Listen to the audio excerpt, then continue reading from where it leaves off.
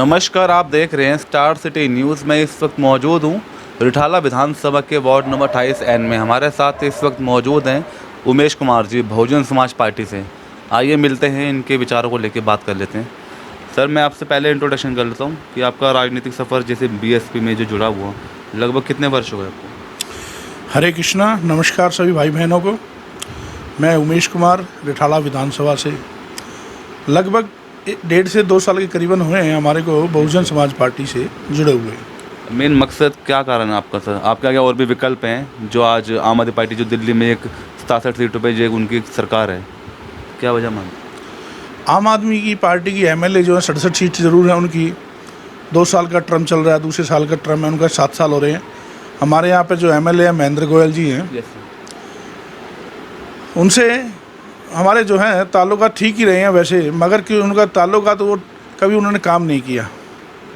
जब भी उनके पास गए काम के लिए, हमारा जो गांव में जो गलियां हैं, जितने जहाँ भी एंट्री करेंगे अब गांव में हमारे में, आप देखेंगे कूड़े का अंबार लगा हुआ तीनों तरफ जो हमारी एंट्री हैं सब ये गलियाँ बिल्कुल गंदी हैं, मक्खियाँ भिनक रही हैं, पन्नियाँ हैं, नाली भरी हुई हैं, नालियों में कोई साफ नहीं, कोई सफाई वाला कोई नहीं। एक्चुअल में बरसात में हमारे यहाँ इतने पानी भर जाता है, कम से कम गाड़ी का बोनट डूब जाते हैं। और जो गड्ढे हैं, सीवर के ढक्कन खुले पड़े हैं, आए दिन हादसे होते रहे बारिश में। और हमारा तो विलेज है, तो देख के बड़ा दुख होता है क्या क्या इस भारतवर्ष में अनेक ऐसे हमारे जो नेता हुए हैं जिन्होंने त्याग किया है। तो हमने भी यही सोचा क्यों ना भगवान की सेवा तो हम कर ही रहे हैं, तो नर सेवा के साथ नारायण सेवा के साथ नर भी सेवा की जाए। जब चारों तरफ से लोग जो है त्राही त्राही मचाने लगे, तो हमारा थोड़ा सा क्या है कि हम जो हैं भाई समाज है, समाज सेवी का भी काम करते हैं। थोड़ा बहुत किसी को मदद की ज़रूरत है, कैसी भी मदद होती है, डॉक्टर की हुई या किसी की भी जो है, तो हमारी जो थोड़ी बहुत जानकारी है तो उनसे हम उनका सहायता करते हैं। तो अभी जब अपने यहाँ पे जो निगम पार्षद के जो चुनाव आए, तो हमारे गांव के ही खुद कुछ लोग चल के आए और उन्होंने फोर्स किया हमारे को कि राजनीति में अच्छे लोगों की ज़रूरत है। राजनीति को गंदा सब बताते हैं, मगर अगर जो हमारे घर में गंदगी हो जाए तो क्या घर को साफ़ नहीं करेंगे? उसके गंदे हो जाएंगे हम, इसलिए क्या घर की सफाई छोड़ देंगे? इसी प्रकार से गांव के हमारे कुछ लोग आए और उन्होंने कहा कि प्रभु जी देखिए, चारों तरफ से हमने बीजेपी को भी देखा और आम आदमी को भी देख रहे हैं 7 साल से, और 5 साल निगम पार्षद भी देखे हमने। उन्होंने कोई काम नहीं किया, चारों तरफ गंदगियों का अंबार। और हमारे रिठाला में तो विशेषकर कोई महेंद्र गोयल बता दे या कोई भी आके अजीत झा बता दे निगम पार्षद कि मैंने ये गली बनवाई है, या गली में इसमें नाली बनवाई है, या इसमें सीवर लाइन डलवाई है, या सीवर साफ करवाए हैं, एक बार भी मैं दावा करता हूँ वो कोई भी आके बता दे हाँ मैंने ये काम किया नहीं है यहाँ पे। तो सर, आप जो आप समस्या बता रहे हैं रिठाला गाँव में जो 3 नर के लोग जीवन जी रहे हैं, तो इस चीज़ को लेकर आपका क्या प्रयास रहता है? हमारा प्रयास तो ये रहता है कि ज़्यादा से ज़्यादा लोगों की जो समस्या है उसको समाधान किया जाए कैसे भी। ठीक है, अफसरशाही हैं, अफसरशाही के पास जाते हैं, अफसरशाही से जो हमारे से जो जानकारी है मंदिर की तरफ से भी, इस्कॉन की तरफ से, हमारे से बड़े बड़े डीएम है, एसडीएम है, उनसे या जो एमसीडी के कमिश्नर वगैरह हैं, उनसे हमारी जानकारी रहती है। मंदिर में आते हैं, मिलते रहते हैं, मंदिर के थ्रू काफ़ी हमारी भगवान की कृपा से उनसे जानकारी है। तो लोग आते हैं तो उनसे कह के हम उनको सहायता के जो छोटे मोटे काम करवाते रहते हैं। तो अभी उनको ये लग रहा था कि भाई जब अभी तो कोई ना तो पद है ना कोई पावर है, तो गांव के लोगों को लगा कि हाँ जब काम कराते हैं तो हो सकता है कि इनको आजमाना चाहिए।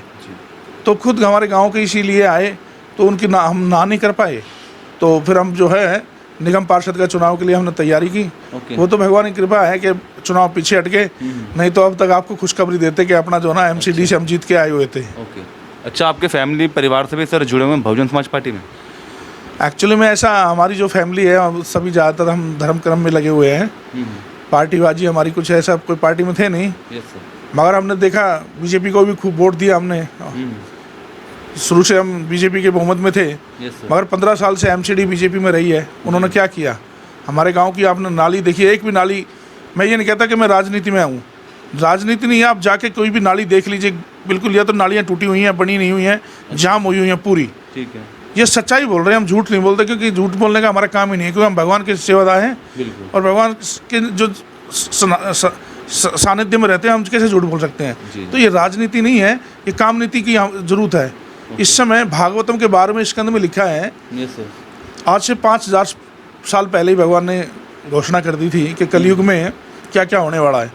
तो भागवतम का 12वां स्कंद, उसमें लिखा है कि जो कुछ ऐसे तत्व राज करेंगे संसार पर जो त्राही त्राही मचा देंगे।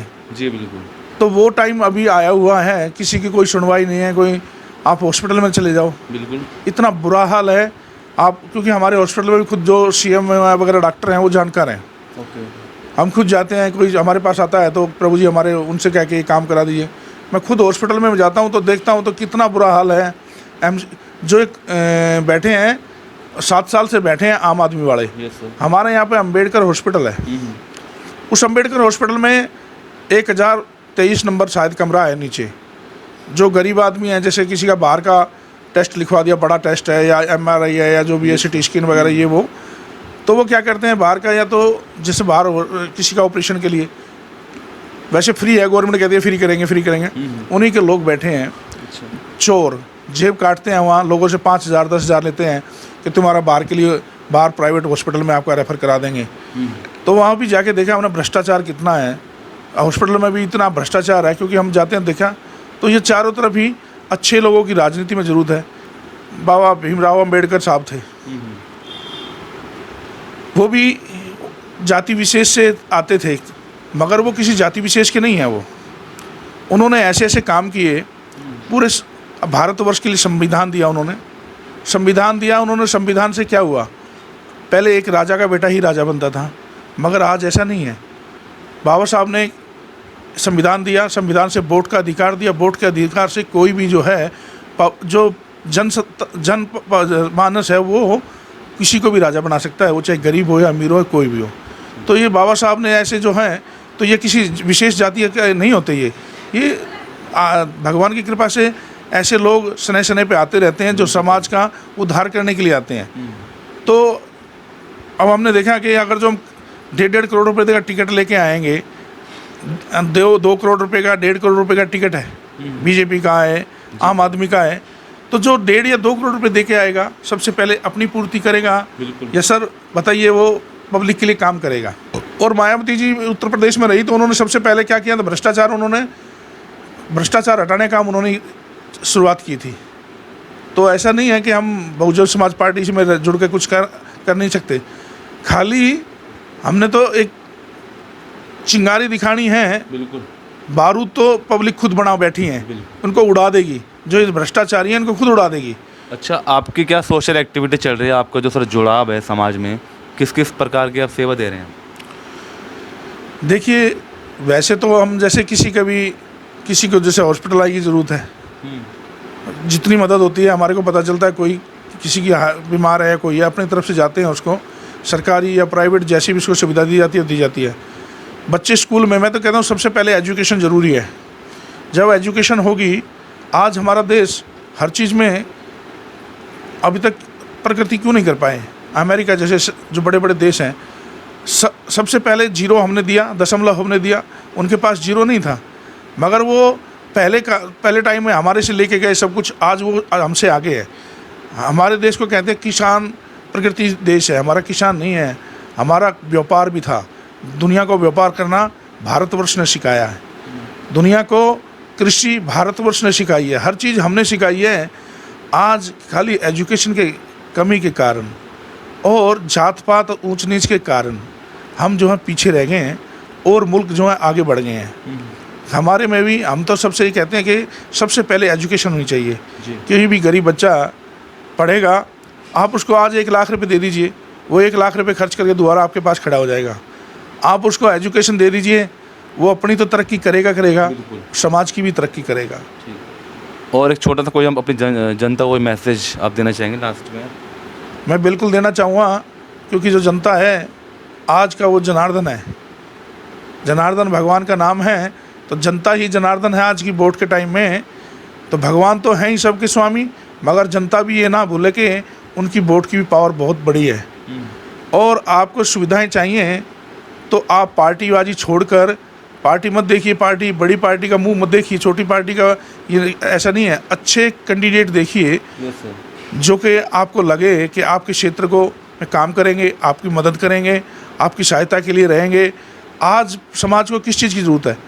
अच्छी एजुकेशन, अच्छे मेडिकल्स, अच्छी सुविधाएं, और यही जरूरत मेन ज़रूरत है कि रोड अच्छे होने चाहिए, वातावरण अच्छा होना चाहिए। जहाँ बैठते हो वहाँ मक्खियाँ हैं, जो गंदगियाँ, वो में कोई बैठेगा क्या? कहते हैं कि कुत्ता भी जो है पूँछ मार के बैठता है। तो आज समाज की ज़रूरत क्या है? तो यही ज़रूरत है, अच्छी एजुकेशन है, अच्छी मेडिकल चाहिए, अच्छी सुविधा चाहिए, सारी चीज़ की फैसिलिटी चाहिए। यही है। मैं तो यही कहना चाहता हूँ कि आपकी वोट जो है ना बहुत कीमती है। आप चोरों को वोट मत डालिए, ऐसे व्यक्ति को वोट डालिए जो आपका मदद करे, आपके हमें 24 घंटे कहते रात में भी जो आपके काम आए। तो ये हमारी सीधी बात उमेश कुमार जी से, स्टार सिटी के साथ मैं जितेंद्र गुप्ता।